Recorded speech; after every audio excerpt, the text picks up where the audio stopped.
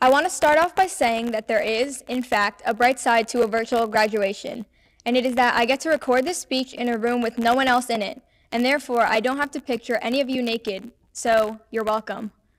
Thank you to all the friends and family who are coming together to celebrate such an important achievement in our lives.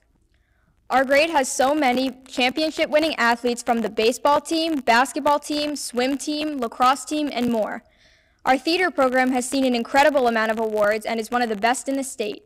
The culture of our school is immersive and accepting of one another, and the many clubs we've participated in have helped us to realize that. Now, let's reflect on some of the events that have happened in the past 4 years. Freshman year, we spent our time racing around town to catch Pokemon that didn't actually exist. Every year, a new dance craze dominated our feeds on social media, so we've dabbed, flossed, woed, and busted down too many times to count. And not to be overlooked, earlier this year, Netflix made the groundbreaking announcement that Victorious would be added to its site, which is something that definitely helped us to make it shine. On a more serious note, our parents were born into a world around the summer of love, the moon landing, and the birth of the computer age, launching their lives into a world of hope, optimism, and endless possibilities. In comparison, our short time on this planet has been filled with instability that affected us all in some way. Some lost members during 9/11, some lost jobs during the Great Recession of 2008, some lost property during Hurricane Sandy, and now we are in the worst global pandemic since 1918. And as a country, we all became lost in the fight against inequality and injustices, something that cannot be tolerated. And now we lost our senior year. Some of us may feel cheated, or empty, or hopeless. And while others may define us by our losses, we must challenge ourselves to define our future by what we can do to make the world a better place. We are not and we will not be pitied for what we don't have or didn't get.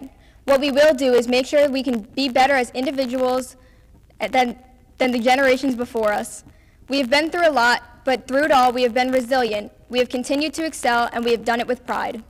I will now leave you with a quote from everybody's all-time favorite movie, Paul Blart Mall Cop. As the incredible Paul Blart once said, if you remember one thing from today, it's this: the mind is the only weapon that doesn't need a holster. As we entered into the adult world, don't be afraid to speak up and speak out against anything you feel is unjust.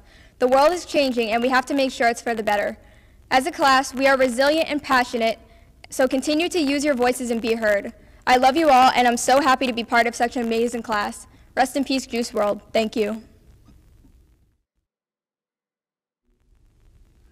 Mr. Pendergrass, please step forward. Mr. Pendergrass, a total of 462 members of the class of 2020 have completed 4 years of secondary education. All members of the class are in good standing, and all members have satisfied the academic standards set forth by the New Jersey Department of Education and the Morris School District. Therefore, I take great pride and pleasure in presenting the 2020 senior class to you with the recommendation that the class be graduated. Mr. Manning, I accept your recommendation. Ms. Spangiola, President of the Board of Education, will you now accept the class of 2020? Catherine Baskin.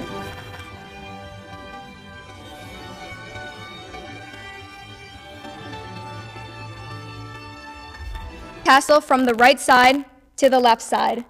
Congratulations, we've graduated.